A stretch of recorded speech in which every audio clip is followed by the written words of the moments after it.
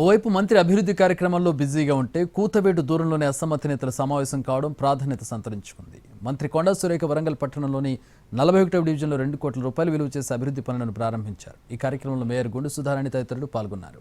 అయితే అదే సమయంలో కొంతమంది నేతలు, ముఖ్య కార్యకర్తలు తేనీటి విందు జరిగింది.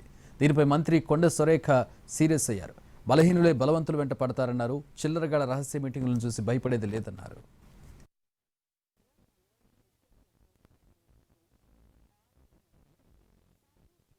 ఎవరు అసలు వాళ్ళ మొహాలు ఎవరికన్నా ప్రజలకు తెలుసా? ఎవరినో 10 మందిని వేసుకొని మేము గ్రూప్ తయారు చేసినామని వాళ్ళు సంతోషపడితే పడనివ్వండి. వాళ్ళ ఆనందాన్ని మనం ఎందుకు అడ్డుకోవాలి? మంత్రిగా నేను వాళ్ళ మీద కంప్లైంట్ చేయాల్సిన అవసరం నాకు లేదు.